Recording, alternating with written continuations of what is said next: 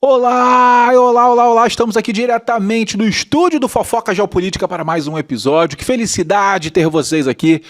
Eu estou bastante empolgado com o assunto de hoje pela sua relevância. Ele é um assunto triste, mas ele é um assunto muito relevante para esta época do ano. Estamos quase aí chegando em época do Enem. É um assunto que as pessoas precisam conhecer até por uma questão humanitária, mas é um assunto que também aparece em prova. Então ele é bastante importante. Vamos tentar contar do nosso jeito, que é, sim, um assunto super sério e a gente deve falar sobre ele. A gente também fofoca sobre coisas muito sérias aqui.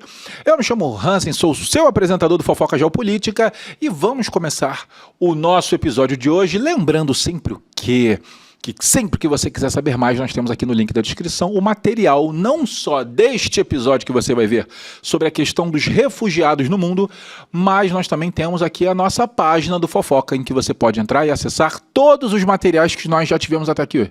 Então, Hans, eu quero estudar o assunto da Guerra Fria, eu quero estudar o assunto do K-pop, eu quero estudar o assunto das manifestações francesas, eu quero falar... Tá tudo lá, você pode baixar, eu tenho certeza que pode ajudar muito. Vamos ao nosso assunto de hoje, vamos falar sobre refugiados. Gente, primeiro, o assunto refugiado está dentro do universo do estudo de população e do estudo de migrações, tudo bem? Só que ele é um contexto totalmente diferente e acho que é isso que eu preciso te falar. Muitas pessoas falam sobre refugiados por aí, muitas pessoas falam, eu acho isso, eu acho aquilo, sendo que quando o assunto é refugiados, tem todo um aparato legal e tem todo um arranjo político que as pessoas simplesmente esquecem. Vamos trazer nosso tom de fofoca aqui? Sabe quando a pessoa fala uma coisa, assina uma coisa, promete e depois não quer cumprir? A gente tem que tomar cuidado com isso. O assunto refugiado ele é muito delicado, ele passa por isso, tudo bem? Lembrando você de deixar aqui suas perguntas, suas questões, seus pensamentos. O Ailton tá de olho. Oi, Ailton! Beijo, Ailton. Ailton tá de olho aí, saber se vocês estão bem, tá bom? Então vamos lá, gente. Para começo de conversa. Refugiado e imigrante, Hansen. Rola muito essa dúvida, as pessoas chamam sempre da mesma coisa. Vamos lá, gente.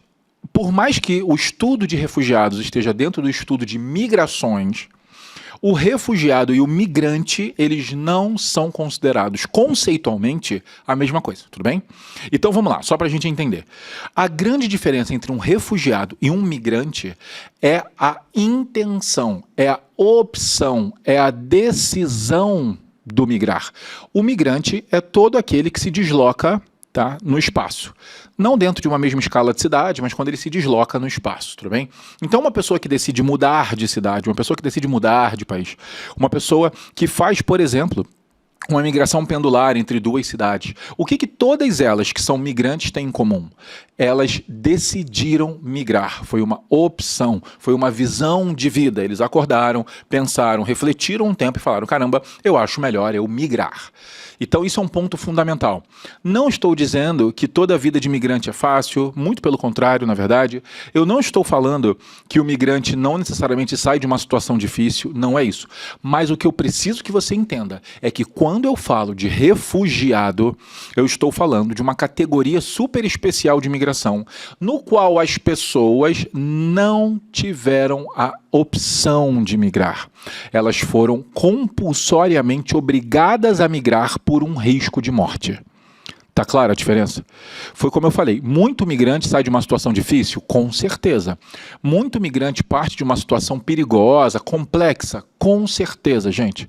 Mas quando a gente classifica uma população, um movimento, como um movimento de refugiados, é muito importante você saber que esta pessoa, ela não pensou e decidiu migrar. Ela se viu numa situação em que continuar no mesmo espaço que ela estava era evidentemente um risco de morte. Então muito comum a gente ver as pessoas falando o seguinte, não, o refugiado ele é um migrante forçado. E aí você entende por quê. A ideia do migrante forçado não é que alguém parou você e falou, ei, migra. É forçado pelo contexto em que ele vive. Olha, ou você vai embora, ou aqui você tem pouca chance de sobreviver. Eu quero que você entenda isso. Esse é o nível de gravidade do assunto. Então, quando alguém falar para você assim, gente, nossa, mas esses refugiados, como eu vi muita gente falando por aí, gente, quando alguém falar que um grupo ou uma pessoa ela é uma refugiada, eu quero que você saiba que ela veio de uma situação em que permanecer onde ela estava era considerado risco de morte. tá? Hansen, risco de morte por quê? Por perseguição? Essa é uma pergunta interessante. Por perseguição, sem dúvida.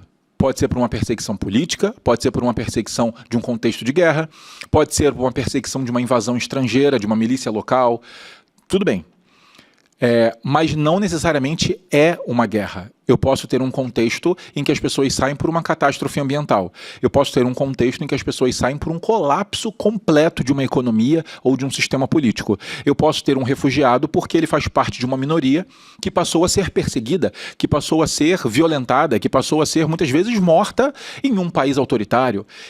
Não é exclusivamente ligado a guerras, mas é óbvio, né, gente? Principalmente quando a gente pensa em vestibulares, Enem e prova, que muitas pessoas associam a questão dos refugiados a momentos de guerra. Não que isto esteja errado, você só precisa entender que essa não é a única situação em que um grupo se torna refugiado, tudo bem? A gente vai falar um pouquinho mais, a gente vai dar exemplos sobre casos de refugiados pelo mundo, mas lembrando uma coisa, o quê? Você pode estar com um sentimento estranho nesse momento, falando, caramba, né, eu tô sentindo uma coisa, eu sei o que é essa coisa, é vontade de curtir.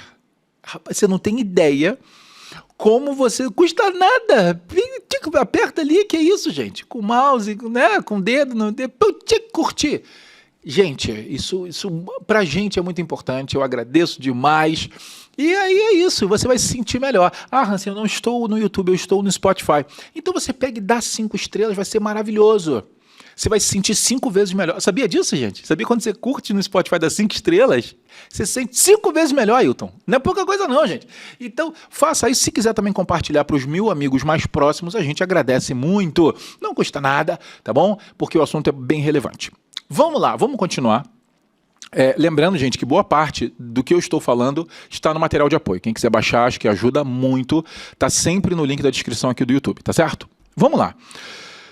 De onde veio o conceito de refugiado, Hansen? Porque pelo que você falou, tem realmente todo um contexto. Eu já entendi que é diferente do migrante. Não é a pessoa que está simplesmente indo de um lado para o outro, não é. De onde veio, Hansen, essa ideia de refugiado? Vamos lá, acho essa pergunta muito importante. Nós temos a Convenção de Genebra. Nós temos, na verdade, algumas convenções de Genebra. A Convenção de Genebra de 1951... ela é uma convenção fundamental para a história da humanidade. Por quê? Porque ela está ali no contexto de começo de Guerra Fria após Segunda Guerra Mundial. Você quer o momento mais importante para a gente falar sobre questões humanas, que quando você sai de uma Segunda Guerra Mundial, que terminou numa bomba nuclear, Hiroshima e Nagasaki, 6 e 9 de agosto de 45. Quando a gente emenda numa tensão nuclear, que vai ali dos anos 45 até 49, quando explode a notícia da bomba soviética. E aí o mundo fala, caramba, agora vai dar ruim. Em 1950 começa a Guerra das Coreias. Em 1951, não só isso tudo aconteceu, como o mundo ainda está assistindo a Guerra das Coreias acontecendo. E China e União Soviética ajudando o Norte, Estados Unidos ajudando o Sul, e, cara, o Stalin acabou de anunciar que tem a bomba nuclear, o Truman falou que ia lutar contra o avanço socialista, o mundo está tenso demais.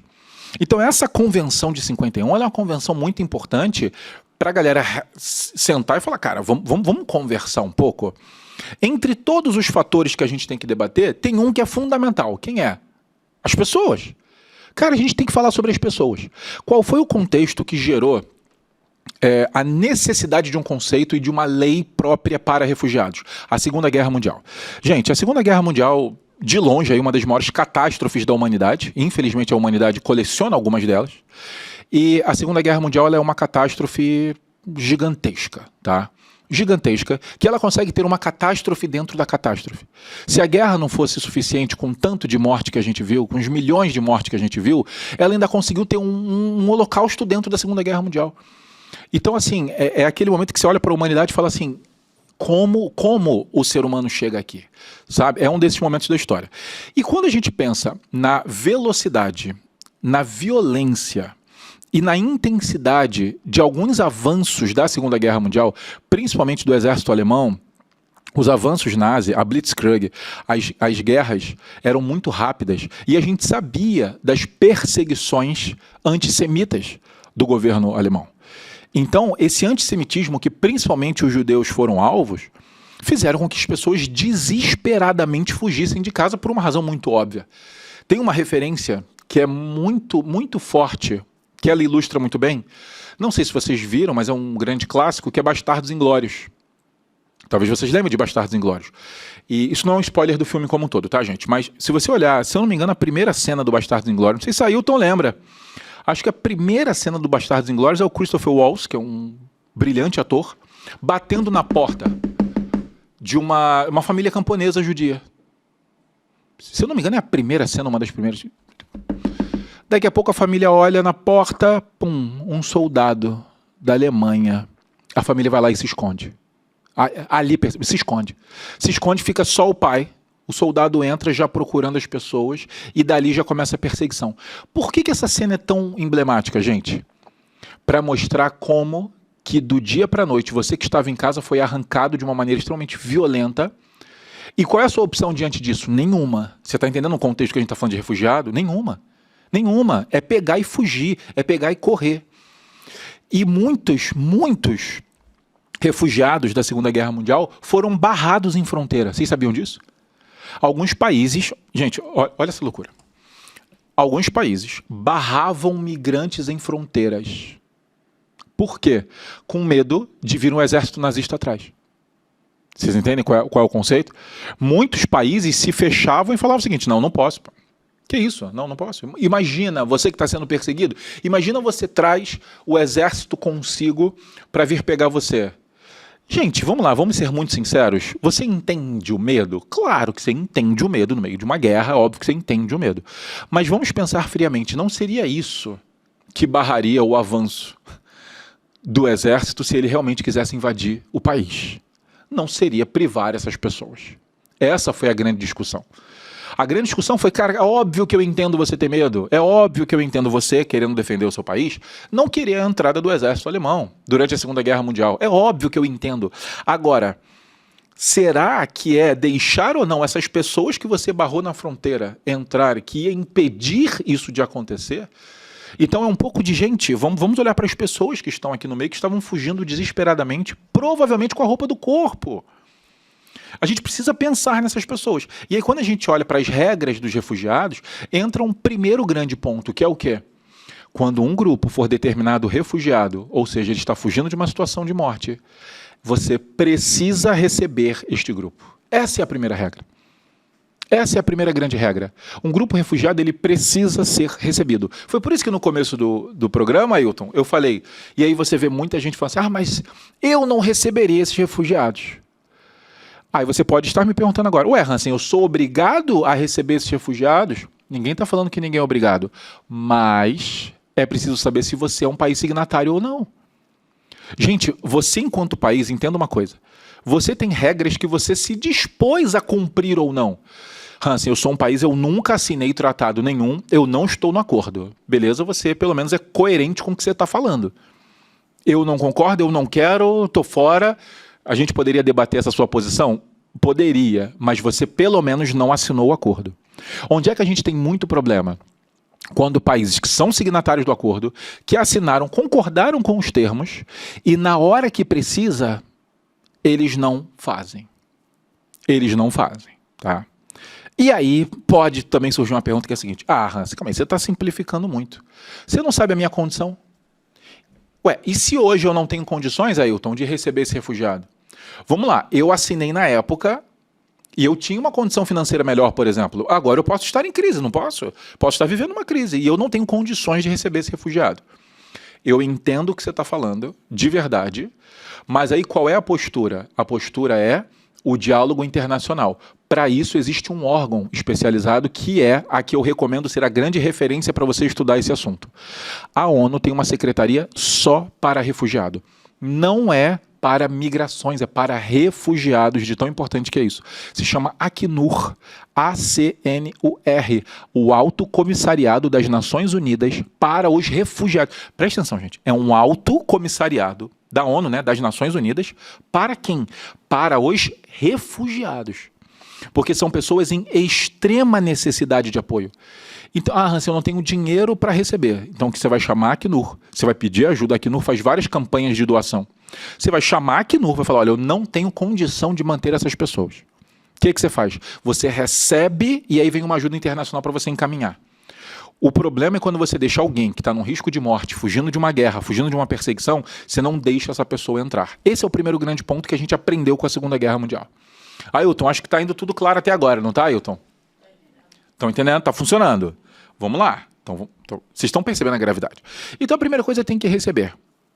Hansen, olha só, eu ainda acho que a questão do dinheiro é importante. Com certeza é importante. Mas você sabe qual foi um dos países que mais mostrou receptividade para refugiados no mundo? Ruanda. Ruanda, um país que tem um grau de pobreza alto, recebia o refugiado e quase pedindo desculpa falava o seguinte, olha só, eu te recebo, mas eu não tenho condição de te ajudar muito. O que a gente tem aqui? A gente tem aqui alguns materiais de construção, que as pessoas estão construindo alguns casebres para ficar. A gente tem aqui uma cota de água que a gente consegue distribuir. A gente meio que tem uma cota de alimento que é insuficiente, mas é o que a gente consegue dar.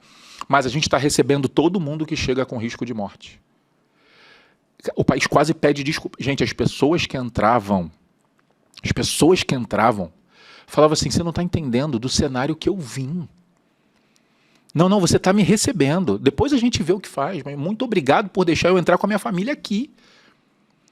Tem um desenho que você acha na internet, que é um desenho forte demais. Eu tenho um ótimo estômago, gente, para ler muitas notícias, inclusive notícias pesadas, notícias tristes. Acho que o tempo faz isso com a gente, né? A gente vai calejando, a gente vai conseguindo melhor. Mas tem coisa que me quebra, que é quando envolve criança. E só para você saber, a gente vive num mundo hoje que só de crianças refugiadas, você sabe o que é o conceito de refugiado, o mundo hoje tem mais de 7 milhões de crianças refugiadas. 7 milhões só de crianças refugiadas. Então é importante você saber disso. Esse é mais um componente da gravidade. Tem uma imagem que é uma imagem fortíssima, embora seja uma imagem, de certo modo, sutil e, por que não, inocente. Vocês vão entender o que eu quero falar. Um grupo de refugiados chegou à Alemanha e, vamos chamar, não sabiam o que fazer com esse grupo de refugiados. Eu não conheço o contexto, então prefiro não falar daquilo que eu não sei, mas o que eu sei é que esse grupo foi preso. Foi preso, provavelmente por ter entrado de maneira considerada ilegal. Não sei o que aconteceu, tá, gente? Mas eu sei que esse grupo foi preso. E nesse grupo tinham crianças. E, se eu não me engano, quando o delegado chega e vê que tinham crianças no grupo, ele começa a organizar a casa, ele deve ter ficado bem revoltado ali, e ele separa as crianças e coloca as crianças numa sala e dá papel e caneta para as crianças desenharem. Provavelmente deve ter alimentado todo mundo, enfim, mas ele deixou as crianças desenhando. Uma criança pega e faz um desenho para esse delegado. Ela pega um papel, bota uma linha no meio, desenha um papel assim, né, no meio, aí de um lado ela faz o seguinte, ela desenha a Alemanha, e do outro lado ela desenha a Síria, que foi de onde ela veio. E aí do lado sírio, ela desenha um cenário, uma criança, tá, gente? Um cenário que ela faz ali, ó, pernas, braços, buracos no chão, que foi o que ela viu quando saiu de casa. Tô falando de uma criança, presta atenção. E aí do lado da Alemanha, sabe o que ela faz? Ela desenha a prisão que ela está, a delegacia. Com tudo, com a grade, com tudo, e faz um coração em cima da delegacia, agradecendo ela ter sido recebida. É um desenho de uma criança, mas isso é tão forte, cara. Isso é tão pesado, tão intenso, que o primeiro passo ser, a gente recebe, depois a gente vê. Na prática, as pessoas podem levantar muitos poréns, sabe? Do tipo, a minha condição financeira, o acordo que eu tenho, eu já recebi gente demais, eu não tenho como receber mais, eu não tenho onde botar, eu estou em crise. Tudo isso tem espaço para diálogo. Mas a regra número 1 ser, receba alguém que está fugindo de um risco de morte, depois a gente conversa, foi um dos grandes pontos levantados. Tá? Tem outros, Hansen? Tem outros. Essa pessoa ela não pode ser expulsa do país. Tá? Ela pode ser encaminhada para outros países, ela pode entrar em programas de auxílio, ela pode ser direcionada, olha, você não quer isso, mas você não pode expulsar essa pessoa. Tá? Você não pode expulsar essa pessoa. E aí eu já vi muita gente retrucando, sabe como, Ailton? Ailton. Não, calma aí, Hansen. Beleza, tinha guerra, eu recebi a pessoa. Mas agora, a guerra acabou. A guerra acabou. E aí eu não posso expulsar essa pessoa? Não, você não pode expulsar essa pessoa. Por que você não pode expulsar essa pessoa? Porque você está transformando a guerra em um cenário como se fosse começar e acabar, como se fosse um festival, como se fosse um feriado, como se fosse um fim de semana. Você só está desconsiderando duas coisas. Uma, o estrago físico e estrutural do lugar. Volta para um lugar que foi bombardeado, que não tem mais nada, que a sua casa não está em pé, que a empresa que você trabalha não existe mais. Volta para lá. Sim, talvez não tenha lugar para voltar. Não é a guerra acabar e acabou. E o outro é que você está desconsiderando 100% dos aspectos psicológicos. Se a pessoa tem condição, gente, psicológica de voltar para a área de origem. Tá? Se a pessoa tem condição. E aí eu vou dar um exemplo para vocês. Uma pessoa extremamente querida, falecida já há alguns anos, um brasileiro nascido na Polônia, que tem um livro dos mais impactantes, das palestras mais fortes que eu já vi, o Alexander Larks. Ele era um queridíssimo de vários professores aqui do Rio de Janeiro. Ele tem um livro que fala O Sobrevivente. Ele era uma criança que foi para Auschwitz, então ele viveu a Segunda Guerra Mundial, polonês, judeu, e assim, ele tinha um espírito incrível, ele tinha uma energia maravilhosa, sabe? É aquele que revoltava com política e a veia saltava, flamenguista louco, quando o Flamengo fazia besteira, ele enlouquecia, Ailton, adorava a Lapa, adorava a resenha, ficar trocando ideia, fantástico, mas ele tinha uma história, obviamente, imagina, pesadíssima. E uma das coisas que ele falou comigo uma vez, ele falou assim: Hansen, sabe o que eu acho interessante? Quando eu vejo em livro de história assim, ó, a Segunda Guerra Mundial foi de 39 a 45. Foi de 39 a 45 para você que não era uma criança e foi presa num campo de concentração, cara. Ou você acha que a partir de 46, a guerra acabou em 45, Ailton. A partir de 46 está tudo bem. Volta para casa em que a última vez que você esteve aqui, você estava com a sua família hoje sequer está viva e você foi retirado de casa à força por um soldado. Volta para lá, ué. Não acabou, Ailton, ué, não é simples assim? E ele falou assim, gente, esse olhar, eu entendo a importância histórica de você botar datas para as pessoas entenderem o tempo das coisas. Mas você não levar isso para a esfera humana e pensar, será que em 46 uma pessoa está pronta para voltar para o lugar que ela fugiu de uma guerra? Gente, fica essa reflexão. E daí entra a regra do proibido expulsar. Tá certo? Então, assim, percebam quantas camadas de discussão a gente tem dentro de regras que as pessoas questionam, às vezes, de maneira muito leviana. De novo, os países podem ter dificuldades e a gente super pode discutir. Hansen, eu acho que os países deveriam ajudar mais aqueles que estão recebendo refugiados. Gente, eu concordo 100%. Por que a gente não debate isso em vez de botar a culpa nas pessoas? Eu não tenho condição, então eu vou expulsar você. Por que a gente não coloca uma culpa mais... não culpa, mas uma responsabilidade um pouco mais global na coisa? Tanto é que eu não sei se você sabe que... Eu falei do momento, né? 1950 a gente cria a Acnur, 1951 tem essa Convenção de Genebra, só que essas regras eram mais associadas à Europa, por todo o contexto, tá? Mas a partir de 1967, acho muito importante falar isso, essa Convenção de Genebra, uma nova convenção, vai ampliar a Convenção de 51, levando isso para um nível global. E aí vários países do mundo se tornam signatários desse acordo de refugiados, incluindo o Brasil. É importante você saber disso. O Brasil é um signatário do acordo de refugiados, tá bom? Então essas regras se aplicam a nós também, certo? Beleza. Hansen, por que esse assunto ficou tão polêmico na última década? Eu vou te contar. Por quê?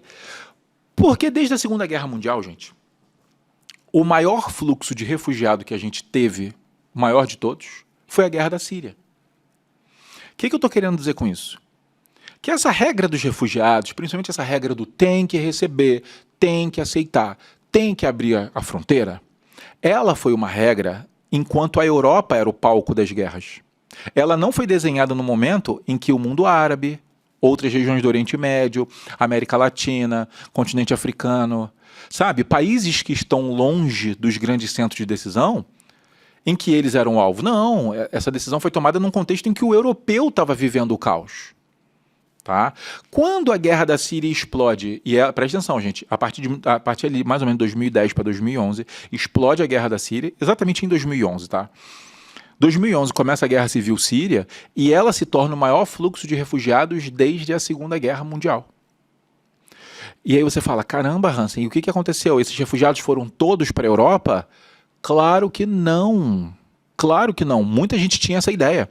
Ah, explode a guerra na Síria, logo os sírios vão todos para a Europa. Não, não, não, não. Nós temos períodos de maior intensidade e menor intensidade, mas essa intensidade fica na casa de 5 a 8%. Não chega a 10% da guerra, gente. E vamos fazer um exercício rápido. Se eu perguntasse aqui, Ailton, quantos por cento dos sírios vocês acham que foram para a Europa? A galera ia chutar números muito altos. Ninguém ia chutar de 5 a 8%. Teve uma questão maravilhosa no vestibular. Sabe o que ele perguntava? Ele dava uma tabela que era o seguinte: quantos por cento da população representam os migrantes e quantos por cento da população as pessoas acham que os migrantes representam? Então, pegava um país, por exemplo, e falava assim, ó, os refugiados representam, sei lá, era migrante, vamos lá, os migrantes representam 1% da população. Resposta média, eu acho que eles já são uns 30%. Como que a população local não tinha a menor ideia da quantidade real de pessoas que entravam? Como isso era uma coisa meio doida. E muita gente achava que os refugiados sírios estavam indo todos para a Europa. Não, gente, não. Grande parte dos refugiados sequer saem da própria região. Inclusive, a maior parte dos refugiados não saem do próprio país. Não sei se você sabe disso.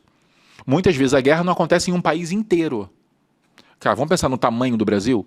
Se a gente entra, por exemplo, numa guerra com um país vizinho, quanto de Brasil ainda sobra fora da zona de guerra? Tá? A gente é vizinho da Argentina, a gente é vizinho da Bolívia, a gente é vizinho do Paraguai, a gente é vizinho da Colômbia, a gente é vizinho da Venezuela, beleza. Imagine que uma dessas fronteiras entrou em conflito. Quanto de Brasil ainda resta, né, Ailton? Para a pessoa poder sair da região e buscar auxílio ainda dentro do próprio país. Então a maior parte dos refugiados sequer sai do seu país. Tá? Então, acho isso importante por quê? Porque quando a Europa ela se viu na posição de ter que receber essas pessoas, a gente viu muitos países negando a entrada. Negando. Eu não quero fingir que o mundo é um conto de fadas e que o contexto europeu era simples. Tinha uma crise econômica vigente. Tinha uma questão xenofóbica gigante na Europa, desde o episódio do 22 de julho na Noruega, que já vinha crescendo e ali explode, o caso Breivik. Era gigante. E a gente teve também a intensidade dos atentados terroristas, principalmente do Estado Islâmico, na Europa, com destaque ali para a França, Reino Unido, Alemanha, etc. Então não vou fingir que o contexto era simples, tá? Não vou fingir, poxa, né? Não fizeram nada porque os caras estavam ali cagando para tudo. Não era isso, o contexto não era simples, tá? Mas nos chocou muitas reuniões a facilidade com que alguns países europeus simplesmente fecharam a porta. Países signatários. Gente, uma coisa é você falar, olha só, gente, para mim está muito difícil, eu preciso de ajuda. Uma coisa é pedir ajuda. Outra coisa é a facilidade com que você fecha a porta, não pede ajuda e não fala nada. Do tipo, olha, é isso. Eu não vou aceitar. Você não vai aceitar por quê? O que a gente pode fazer? Como é que a gente te ajuda? Como é que a gente faz isso?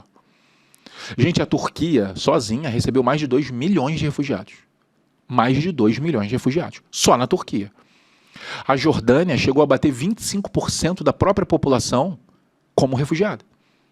Imagina um país em que 1/4 da população passa a ser refugiada do dia para a noite. Que são pessoas que precisam de uma ajuda imediata.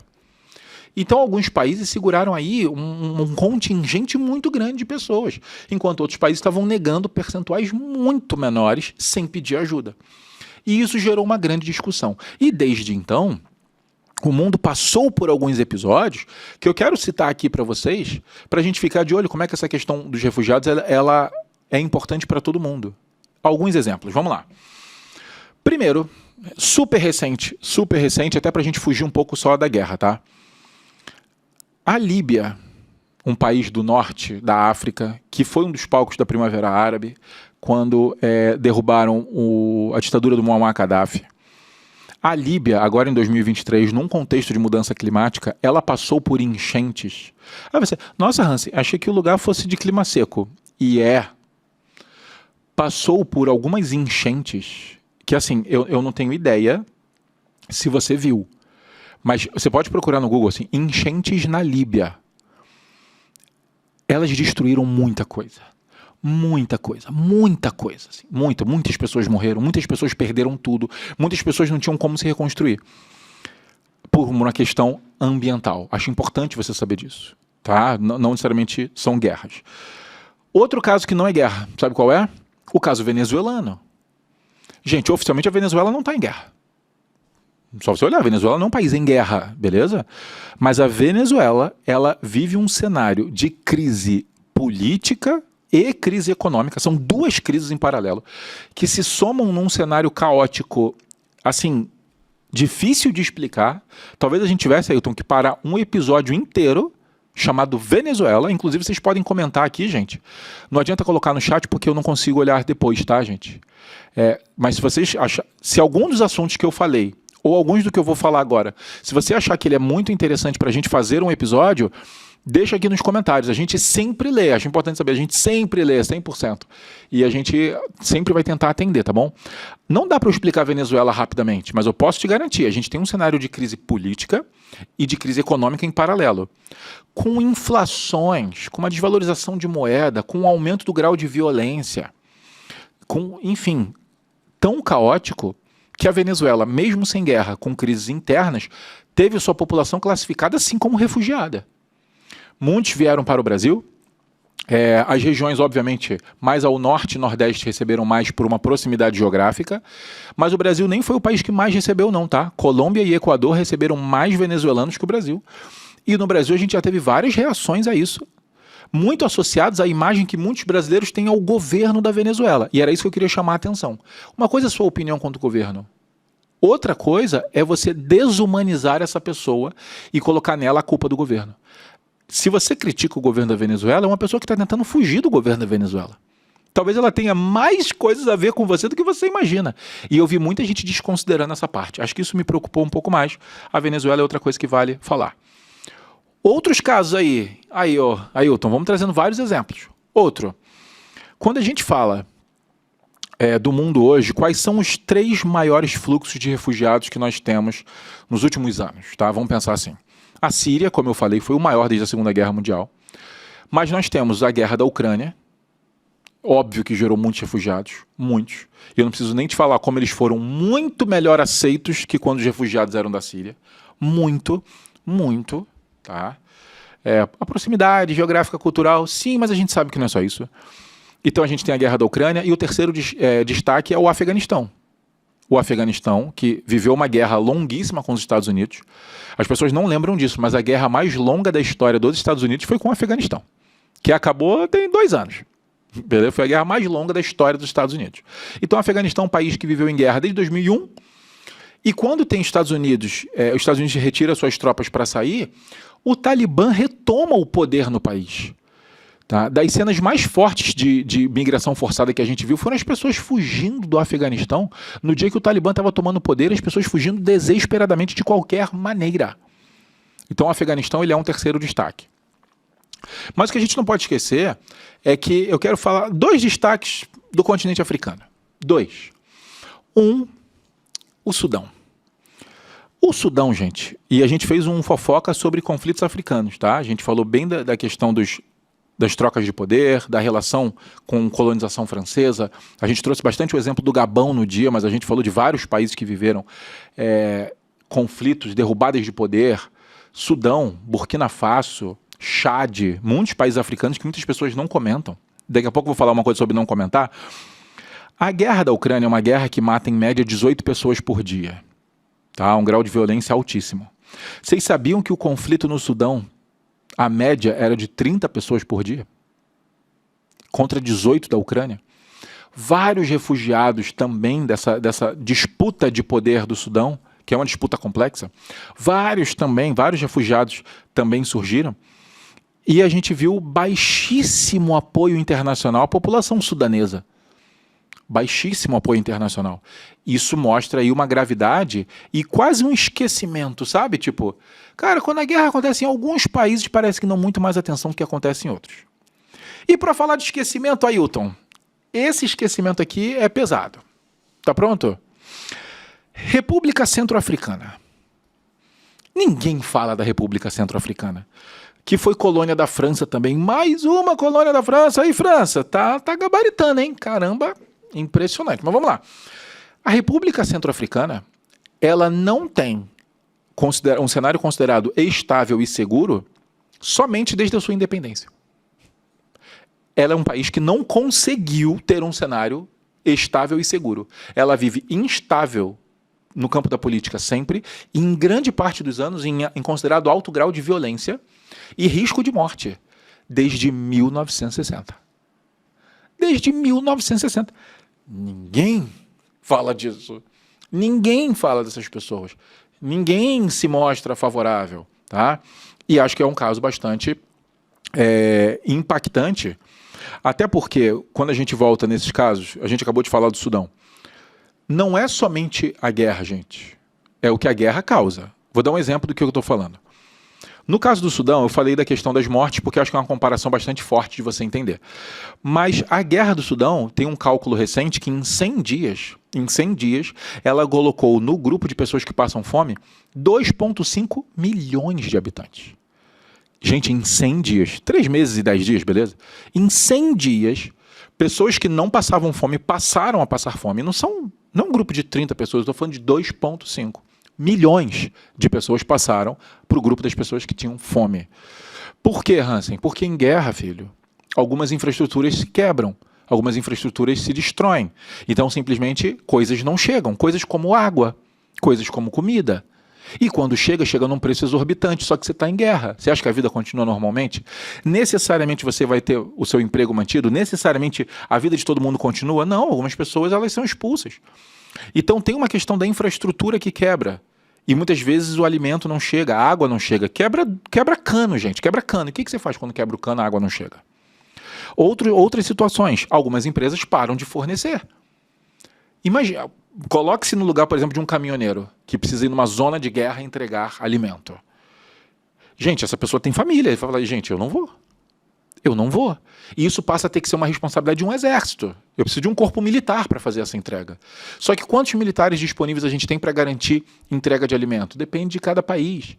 Então tem sempre um cenário muito complexo. E cenários que as pessoas não falam, como, por exemplo, o povo Rohingya fugindo de Mianmar. Isso caiu numa questão da FUVEST. As pessoas não conheciam. Não sabiam que o governo de Mianmar é um governo que se auto-intitula um governo budista. E estava perseguindo essa minoria Rohingya, que ocupava o país antes até da formação do país do Mianmar, que é um grupo islâmico. Terrível a perseguição, extremamente violenta. Isso caiu, as pessoas sequer tinham ouvido falar dos Rohingyas. Ou um outro exemplo, o caso que a ONU coloca como o mais grave entre as crises humanitárias do mundo. Gente, presta atenção. Não é que o mundo falte crise humanitária, infelizmente. Agora, o caso para ser considerado o pior, o mais grave, o que acontece ali? Que é a questão do Iêmen. Mais um país que pouco se fala. E é hoje considerado o conflito que mais envolve crianças. Olha a gravidade disso. O Iêmen, ele tem ali uma disputa de poder entre a Arábia Saudita e Irã, cada um apoiando um lado do conflito. A própria Arábia Saudita e o Irã não são amigos não, mas voltaram a conversar. Você assistiu o episódio dos BRICS? A gente comentou. A China intermediou ali um acordo entre eles que é uma coisa super inédita. Mas o Iêmen ainda vive uma situação muito grave. Isso só para trazer alguns exemplos. Tudo bem? Gente, falamos de coisa pra caramba, Ailton. Que isso? Falamos de coisa pra caramba. Lembre, nós temos aqui na nossa descrição um material, se você quiser ter mais fontes, se você quiser ter um texto para te ajudar. Inclusive, ali, algumas formas em que essas questões podem aparecer no Enem e outros vestibulares, eu acho que te ajuda muito. Lembrando que a gente também tem um link para você pegar todos os materiais do Fofoca. Não deixe de ouvir a gente no Spotify também. Você que é um podcaster, gosta de fazer suas coisas ouvindo, ouça a gente. Hans, eu estou com uma vontade de dar 5 estrelas. A gente recebe com muito carinho. Gente, não deixe de comentar sobre temas que vocês gostariam de ver aqui no Fofoca. Muito obrigado, Ailton, parceiro de sempre aí, acompanhando o Fofoca. Eu me chamo Hansen, sou o host do Fofoca Geopolítica. A gente se vê no próximo. Beijo, tchau!